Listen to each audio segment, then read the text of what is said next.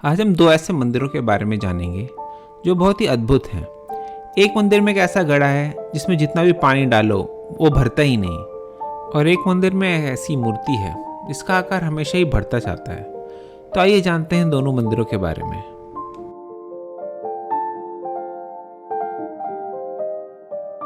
राजस्थान के पाली जिले में हर साल सैकड़ों साल पुराना इतिहास और चमत्कार दोहराया जाता है। शीतला माता के मंदिर में स्थित आधा फीट गहरा और इतना ही चौड़ा घड़ा श्रद्धालुओं के दर्शनार्थ के लिए खोला जाता है। करीब 800 साल से लगातार साल में केवल 2 बार ये घड़ा सामने लाया जाता है। अब तक इसमें 50 लाख लीटर से ज़्यादा पानी भर चुका है। इसको लेकर मान्यता है कि इसमें कितना भी पानी डाला जाए ये कभी भरता नहीं है। ऐसी भी मान्यता है कि इसका पानी राक्षस पीता है, जिसके चलते पानी से कभी नहीं भर पाता। दिलचस्प है कि वैज्ञानिक भी अब तक इसके कारण का पता नहीं लगा पाए हैं। गांव के लोगों के अनुसार ये प्रथा लगभग 800 साल से चली आ रही है। घड़े से पत्थर साल में 2 बार हटाया जाता है, पहला शीतला सप्तमी पर और दूसरा ज्येष्ठ माह की पूनम पर। दोनों मौकों पर गांव की महिलाएं इसमें कलश भर भर कर हजारों लीटर पानी डालती हैं, लेकिन इसका घड़ा नहीं भरता है। फिर अंत में पुजारी प्रचलित मान्यता के तहत माता के चरणों से लगाकर दूध का भोग चढ़ाता है तो घड़ा पूरा भर जाता है। दूध का भोग लगाकर इसे बंद कर दिया जाता है। इन दोनों दिन गांव में मेला भी लगता है। दिलचस्प बात यह भी है कि इस घड़े को लेकर वैज्ञानिक स्तर पर कई शोध कर चुके हैं, मगर भरने वाला पानी कहाँ जाता है ये कोई पता नहीं लगा पाया है। इस घटना पर प्रचलित एक कहानी भी है। उसमें माना जाता है कि आज से 800 साल पूर्व बाबरा नाम का एक राक्षस था। इस राक्षस के आतंक से ग्रामीण काफी परेशान थे। ये राक्षस ब्राह्मणों के घर में जब भी किसी की शादी होती तो दूल्हे को मार देता। तब ब्राह्मणों ने शीतला माता की तपस्या की। इसके बाद शीतला माता गांव के एक ब्राह्मण के सपने में आई। उसने बताया कि जब उसकी बेटी की शादी होगी तब वह राक्षस को मार देगी। शादी के समय शीतला माता एक छोटी कन्या के रूप में मौजूद थी। वहां माता ने अपने घुटनों से राक्षस को दबोचकर उसको प्राणांत कर दिया। इस दौरान राक्षस ने शीतला माता से वरदान मांगा कि गर्मी में उसे प्यास ज्यादा लगती है, इसलिए साल में 2 बार उसे पानी पिलाना होगा। शीतला माता ने उसे वरदान दे दिया। तभी से मेला यहाँ पे हर साल भरता है।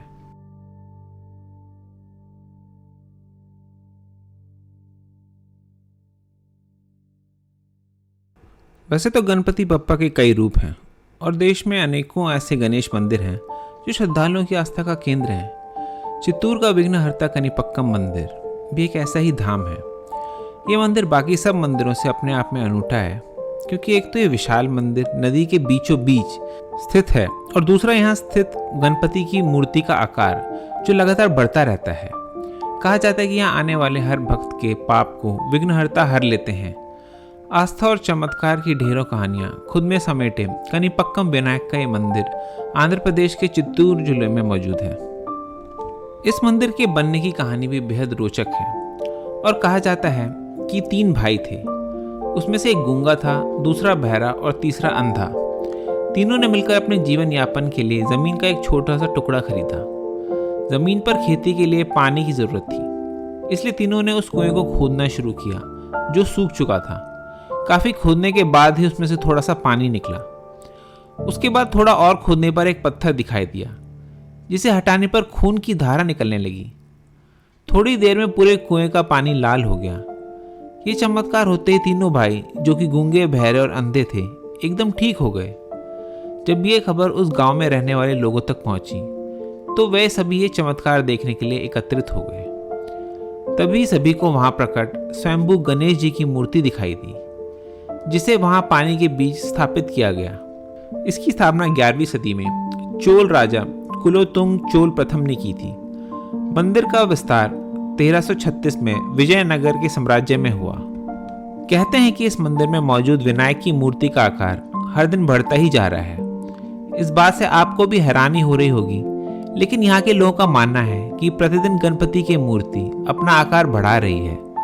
इस बात का प्रमाण उनका पेट और घुटना है जो बड़ा आकार लेता जा रहा है। कहा जाता है कि विनायक की एक भक्त श्री लक्ष्मम्मा ने उन्हें कवच भेंट किया था, लेकिन प्रतिमा का आकार बढ़ने की वजह से अब उसे पहचानना मुश्किल हो गया है। विनायक मंदिर जिस नदी में है उससे जुड़ी भी एक अनोखी कहानी है। कहते हैं संखा और लिखिता नाम के दो भाई थे। वो दोनों कनीपक्कम की यात्रा के लिए गए थे।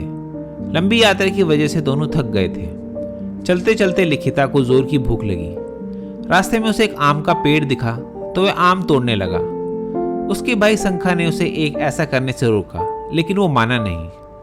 इसके बाद उसके भाई संखा ने उसकी शिकायत वहां की पंचायत में कर दी, जहां बतौर सजा उसके दोनों हाथ काट लिए गए। कहते हैं लिखिता ने बाद में कनीपक्कम के पास स्थित इसी नदी में अपने हाथ डाले थे, जिसके बाद उसके हाथ फिर से जुड़ गए। तभी से इस नदी का नाम बहुधा रख दिया गया है, जिसका मतलब होता है आम आदमी का हाथ। ये इस नदी का महत्व ही है कि कनीपक्कम मंदिर को बहुधा नदी के नाम से भी जाना जाता है। कहा जाता है कि कोई इंसान कितना भी पापी हो, यदि वह कनीपक्कम गणेश जी के दर्शन कर ले तो उसके सारे पाप खत्म हो जाते हैं। इस मंदिर में दर्शन से जुड़ा एक नियम है। माना जाता है कि इस नियम का पालन करने पर ही पाप नष्ट होते हैं। और ये नियम ये है कि जिस भी व्यक्ति को भगवान से अपने पाप कर्मों की क्षमा मांगनी हो, उसे यहाँ स्थित नदी में स्नान कर ये प्रण लेना होगा कि वह फिर कभी उस तरह का पाप नहीं करेगा जिसके लिए वह क्षमा मांगने आया है। ऐसा प्रण करने के बाद गणेश जी के दर्शन करने से सारे पाप दूर हो जाते हैं।